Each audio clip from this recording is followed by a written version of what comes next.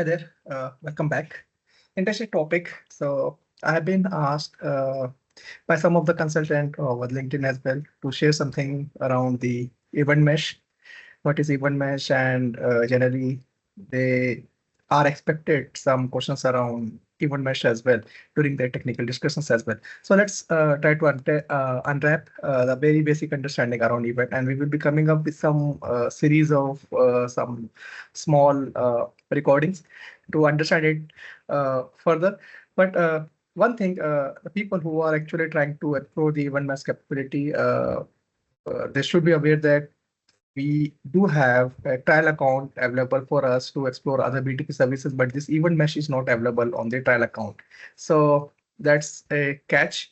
So unless you are having the paid version, you will not able to do the hands-on. But I will try to unwrap and simplify the thing conceptually, what we are supposed to know in terms of the event mesh. So starting with, we will be understanding a couple of things, starting with what is an event, what is an event mesh, what is event-driven architecture, and why do we need event-driven architecture, what are the advantages and disadvantages, and in what all the business cases we would be needing the event-driven architecture as well. So the first thing is, what is an event? So event is actually a change in the state. So just to understand, we are having one automobile company where they manufacture some set of cars. So the various events could be sale, for sale, the particular event, or if the particular car is sold, that is another set of event. So this actually captures the change in the state. Okay, so now this change in the state, similarly, we can have certain events like whenever there is a news related to the sports. So that can also be part of an event. If there is some political news, that is also another set of event. And if there are some news related to the finances or money control related, that can also be another set of events. So now where these events need to be used. So these events need to be consumed at the target site. So the source system, they will be publishing these events, and this event needs to be consumed at the target site. So at the target, we might have different applications. So let's say I'm having a sales portal where I'm tracking all the details about the car sales. And this application might be deployed over the cloud. It's over the public cloud or private cloud, whatever. And same way, I can have another application which is called as manufacturing portal, which actually takes care of the tracking of all the cars sold and all these things. Based on that, they do some analytics and they actually take decision in their demand and supply chain management. So same way, there is a factory application which actually takes care of how many cars they have to manufacture or where they have to place this car. Do they have sufficient warehouse spaces or not? So these applications are primarily are expecting all of this information, and how they are expecting this information might be in the real time so that they can plan accordingly without wasting any time. So that's the main intent of having events. So same way for the news agency. So I can have news from the various agencies, from the various agencies. Okay, and those news should be published to various particular application. Might be it's a sports related news channel. It's a geopolitics related news channel, which is primarily focusing on the political news, and there can be news related to the finances as well. A particular channel which is taking care of the finances where the stocks are going up and down, like that. So these applications are expecting a specific set of information. So that's the end one. These are the receiver systems. So now with the event driven or the event mesh, what this event mesh is going to help us. So this event mesh is actually a network of interconnected event brokers. Okay, so interconnected into event brokers. So what these brokers will help us to do. So these brokers will make sure the dynamic routing of the specific event to the target system. That is what the main purpose of these event brokers are. And this event broker will make sure that the event, the data which contains the particular event will be deployed to the consumer.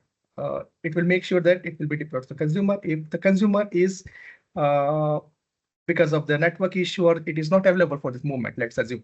So what this event broker will be doing, they will be holding that message until the system comes back. So once the system is up, it will just push the message. Okay, so probably a very real example, where we all are using WhatsApp applications. So if our phone is switched off and somebody is sending us some messages, so you might have seen, we will see two ticks with some green icons or like that. You can see that whether it is delivered or not. So that is how it is happening. If the target device is switched off, your message will not be delivered. Okay, so that is how you can come to know the moment the target device comes into the availability status, the message will automatically delivered. So that is how it will be happening in the real time as well. So now how this entire architecture will be there. So event-driven architecture. So it is actually depend on the pub sub model. We call it as a pub sub, where the source will be publishing something. So it will be something like this. Okay, the source will be publishing something, and what will happen on the platform? You will have event broker where we will be publishing some messages, or some, basically the events will be getting published to these queues. So we will be having some dedicated queues over here. Okay, so this might be a queue to track all the sales information. This queue might be taking track of all the car sold status. Similarly, I can have multiple queues. Sorry, not queue, the topics basically. These are the specific topics. So another topic would be for the specifically for the sports channel. Let's say there is the topic for the news channel, and I am having one more topic related to the finance. Okay, so now these topics, the events will be there will be some communication channels actually. Even as I mentioned that event cannot travel, event can't travel of its own. So there has to be some medium which will push that event to the event broker. At the event broker side, there would be some. These are the topics. Okay, so inside the topics, so now there will be some queues are also available. Okay, so now these topics will be subscribed to. There will be subscription model, so where whatever the messages are coming to this topic, these will be coming to the respective queues as well. So it's like queues. These are the set of queues. Okay, so it can also, the two topics can be sending message to a same queue as well. Okay, so the moment let's say the information is coming related to the sold. So when the message will be coming to this particular topic, this will automatically moving to the same queue, and at the same time it can also move the message to another queue as well. So same way, now at the target side, what will happen? These target system, these or the target application, they will be getting the notification. Automatically, they will be getting the notification. They will be getting the notification from this queue. So they will be subscribing these queues. Okay, so subscribing, and here they are going to publishing. That is where they call it as a pub sub model. Okay, so the pub sub model to events via an event broker, and that is how it will make sure that the message is delivered to the receiver. Okay, so why do we now? The next thing is how the message will be automatically going to the target. So the target system will be subscribing to these queues. So there might be some adapters they will be using. So if they have to go more technical, so they will be using some adapters like AMQP adapter. So using this adapter, they will be subscribing to a particular queue whenever the message is arriving from the specific topic from the source side. Automatically, it will be transmitted to this particular application. The same way, we can also have a model where we can send the message using webhooks. So using webhook, also we can send automatic the moment a message is available here, it will be sent to the third-party application. Okay, so it can be this factory application. Before the factory application, there can be another, let's say there can be another middleware. So since we are already aware of some of the services around the BTP, let's call it the cloud integration. So if there is a middleware in between, so the endpoint of the cloud integration will be configured to get the message through the webhook, and the moment you get it in the CI, it will automatically sending to the respective system. Okay, same way you can have message directly to the Teams channel. So if you want the moment something a particular event occurs and you want to get the message real time on the Teams channel, we can also do the same. So now this is where the same model will be applicable for the other sports channel related. So what all the queues are actually subscribed. So now let's say this particular topic is subscribed by this queue and this queue, and let's say this queue. Or okay, so automatically the moment a sports related message will come to this particular topic, it will be transmitted to the various queue, and these queues might be used by the sports channel, or there might be some other sports channel as well. Okay, there might be some other sports channel. So it will also be, so this particular sports channel is using this queue. Same way you can have one more sports channel, and this sports channel is subscribed by this particular queue. So this is how the entire architecture will look like. So this is what is event-driven architecture, and this will take care of all the events which are getting received from the source. So why do we need actually event-driven architecture on the first place? Okay, so the need for event-driven architecture is to get the data real time, so that we can do some real-time analysis on top of that. And at the same time, organization will, so because of the digital transformation and all, organization are equipping themselves to get future ready. Okay, so that is also one of the reason why do we need event-driven architecture, and so that we can align with the pace of changes which the current IT is actually right now having. There are certain advantages also for the event mesh. So call it as from disk, so it's easy to remember from disk. So F is what is the flexibility. So it has various adapters. It supports various adapters. So that is where it is very flexible and easy to connect to different applications with different technologies and protocols. And reliability means it makes sure that the messages are delivered to the subscribers, actually the target system. So it will make sure that it actually ensures the delivery of the message. And decoupling.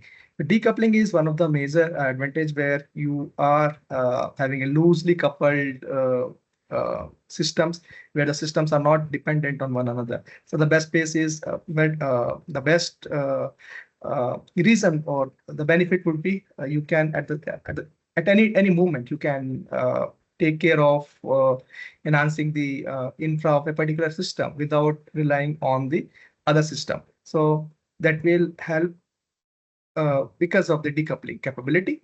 So now improve performance. What is this improved performance? Basically, it helps to reduce the latency, and this throughput will also be reduced because of this. And this actually eventually it will increase the performance of the system. And security, since we are using this event-driven architecture, it actually ensures the end-to-end encryptions are there. So that is where your data is being controlled and access is being controlled.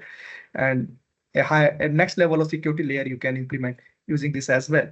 And cost saving. So by separating separate messaging infra where you might have to rely on other cloud providers. So using Event Mesh, or specifically since we are talking about the SAP technology, so using SAP Event Mesh, you can just use or rely on a single service, and using this, we can eliminate the other dependencies from the other cloud providers. So that is where, and then scalability. So what is scalability? Scalability means you can scale up and scale down. Okay, so that is where this event mesh will help us to do that. So it handles actually large volumes of events. So it is capable of handling larger volume of events actually. Okay, it will not break anything. So that is what the scalability will help us to achieve.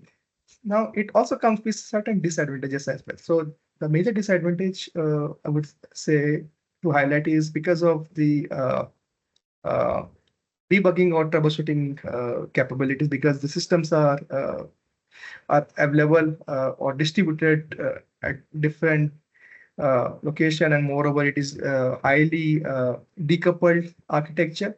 So the monitoring is a bit difficult because you do not have the visibility about the target, because the publisher system or the system who is sending the event, it will not have any visibility about the target who is going to consume that event.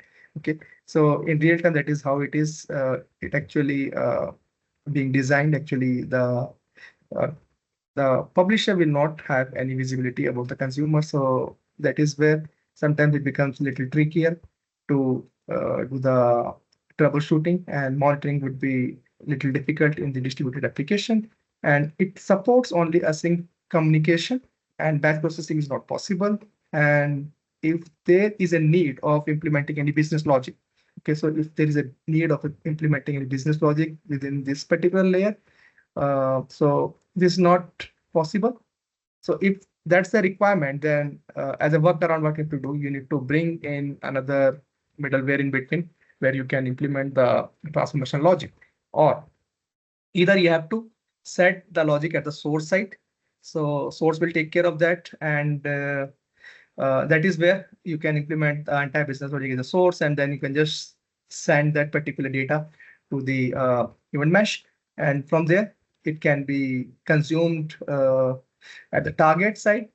Or if you are receiving the data, then you need to implement, if the sender system or the publisher, they are not are sending the data with the implementation of the business logic, and that's a requirement, then you need to implement that at the target layer. So either you can implement any middleware. So since we are using SAP product, so I have just mentioned as a cloud integration. So you can use a cloud integration in between, and you can move on. And when to use event-driven architecture? So when to use event-driven architecture? Whenever there is a critical decision-making requirement is there, where we are expecting some real-time feeds from there, and time is the essence, where we need to proactively uh, react based on the inputs which we are receiving. So that is where your event-driven architecture will come into picture, and specifically the business who are very expecting a very agile and rapid innovations. Okay, so there are organizations, they are very much uh, aligning themselves for the technologies. So those organizations should definitely be going for the event-driven architecture. So this is how. So now, if I just have to understand from my SAP perspective, how the event mesh can help me. So the simple example would be, let's assume I am receiving something from my S/4HANA system. And from my S/4HANA system, I want to send to the one of the system at the target. So how the architecture will look like. So I'm having S/4HANA system. So from inside my S/4HANA system, I will be having some events. Okay. And let's say sales order information I'm sending. So once that event is triggered, that will be coming to my event broker at the BTP. I am having, let's say, I am having event mesh. So on the event mesh, I will be having a, let's say, topic, a dedicated topic.